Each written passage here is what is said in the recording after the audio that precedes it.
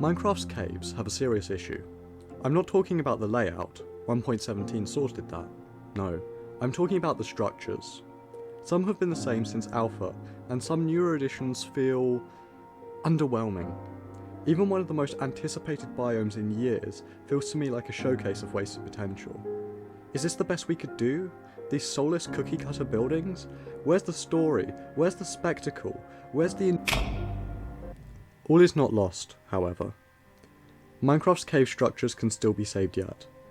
Together with my friends Buildbank and Caesar, we created 5 custom caves, each a mega build in their own right.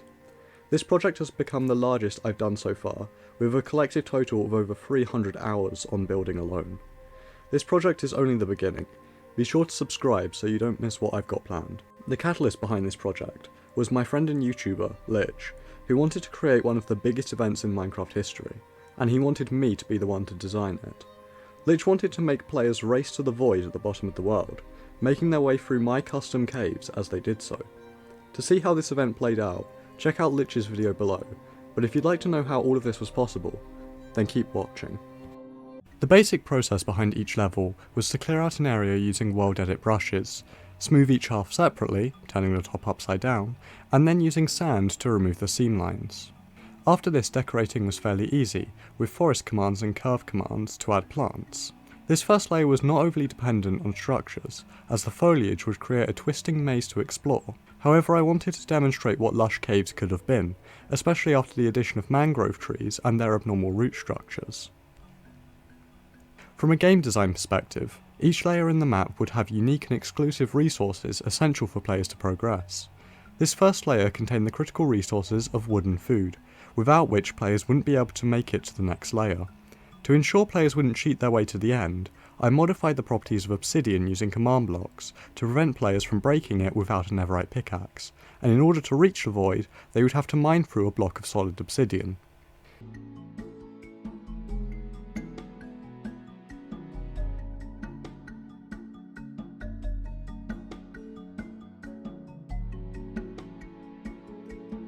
Due to the size of each layer, it wasn't possible to build them on top of each other. Instead, each layer is contained within a bedrock cube similar to the prototype seen here, only far, far larger. These cubes were roughly about 500 by 500, and they were linked up using the Advanced Portals plugin, so as when a player reached the end of one layer, they'd be teleported to the top of the next. The prototype cube was eventually copied and expanded for the main cube. One major consideration of the top layer was whether players would actually be able to find the caves before they died of hunger. To try and address this issue, the top layer was comprised of many winding caves linked together at different heights, unlike the giant centralised caves in other layers. However, many players still missed these during the event, and spent the entirety of their time stuck in the dirt surrounding these caves. Despite the foliage covering most of the cave floor, there was still room for some structures. Originally I played about with elf-inspired huts, which I later changed to match the mud colour palette and put onto stilts to make fishing huts in the water. I also wanted to add some historic mystery to the area, and so small ruins were scattered through the level, along with a hidden overgrown temple, which has a maze hidden at its centre.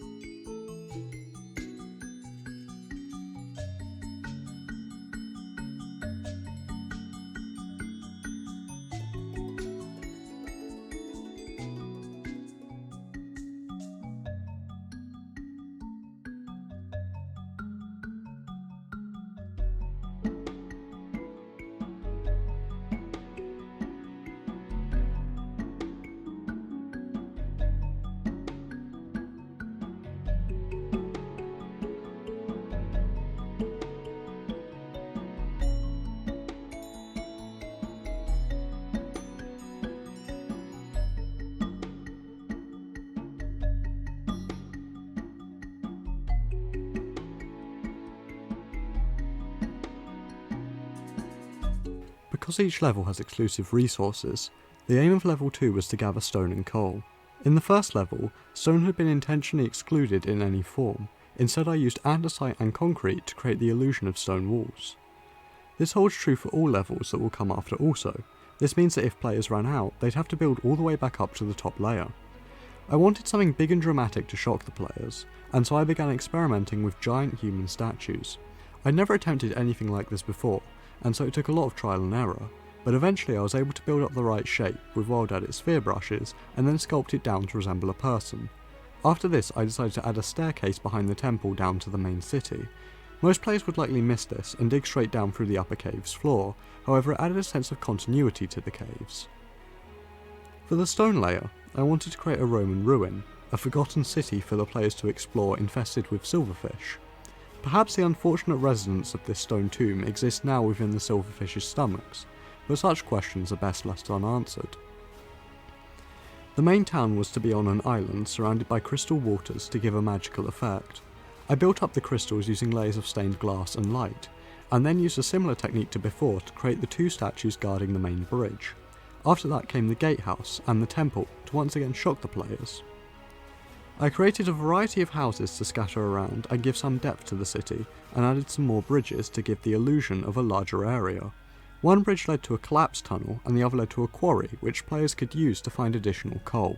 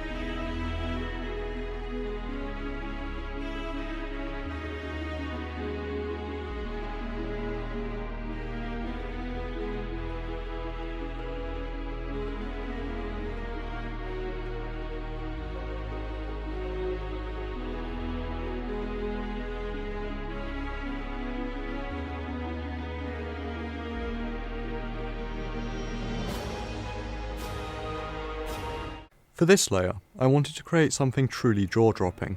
This layer consisted of one massive cave with pillars coming down from the ceiling, and many burrows and tunnels branching off of it.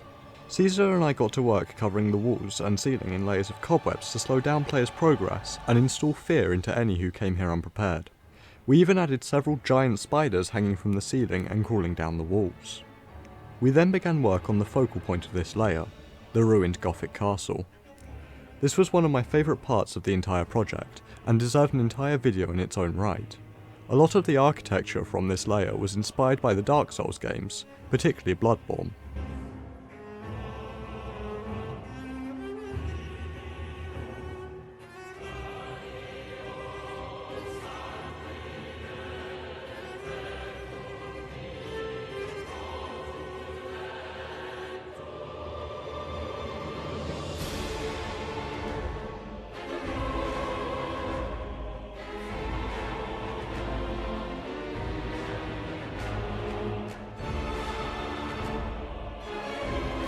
Despite our passion for this layer, the two of us could not complete it alone, and so Buildbank came to our aid, creating the beautiful Victorian street that wraps around the castle, complete with 2 cathedrals. Once the buildings were complete, I used more world edit line commands to cover everything in a thick layer of cobwebs, complete with a spider-infested moat around the castle. Any players unfortunate enough to fall into it would surely meet a swift doom beneath the layers of silk. After the 3rd layer, Buildbank and I parted ways to complete the last 2 levels in parallel. I took on the 5th layer, the nether layer. This was by far my favourite part of the project, and I had been planning the statues of Lucifer that would prop up the main castle for weeks. I wanted this level to be a grand finish to the event, and so I spent a lot of time designing the huge Gothic castle at its centre. I wanted to create a maze-like structure with bridges and winding staircases for the players to explore.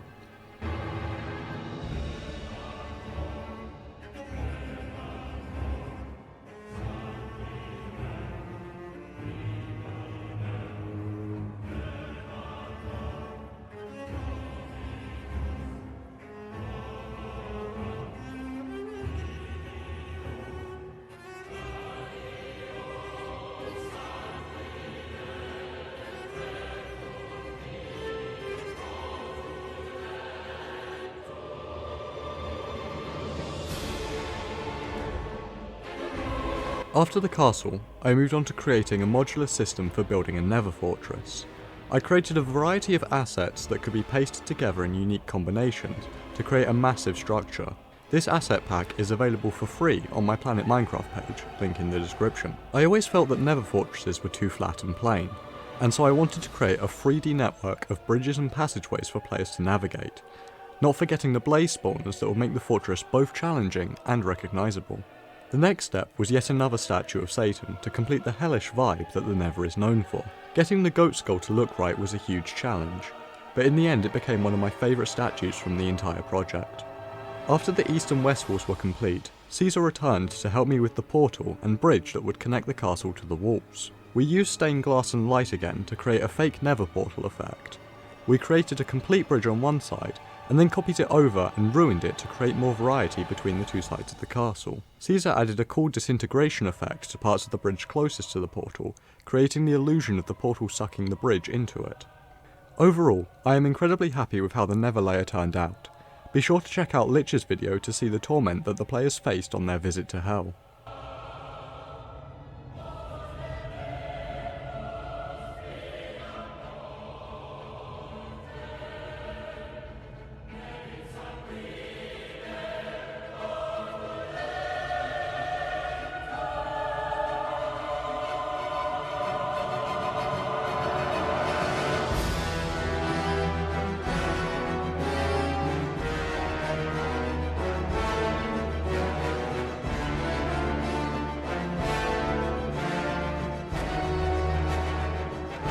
You may have noticed that I skipped over the 4th level.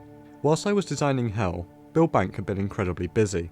This steampunk city takes up the majority of the 4th level's total volume, ensuring it will be impossible for players to miss.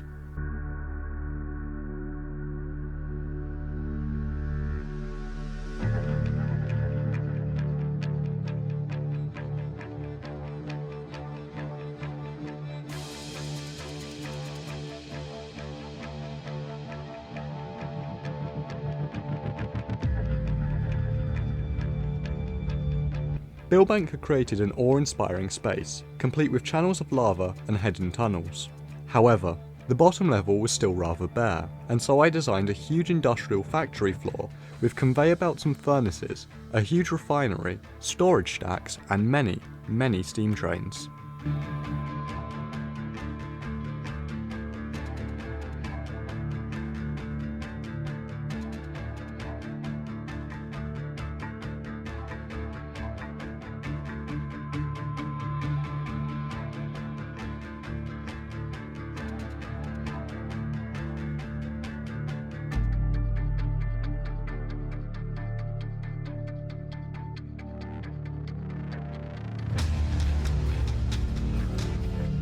Once the builds were done, I had to turn my attention to the technical aspects of the event.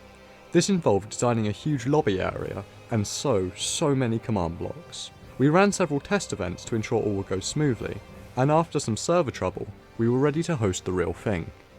If you've watched this far, then chances are you're interested in this map.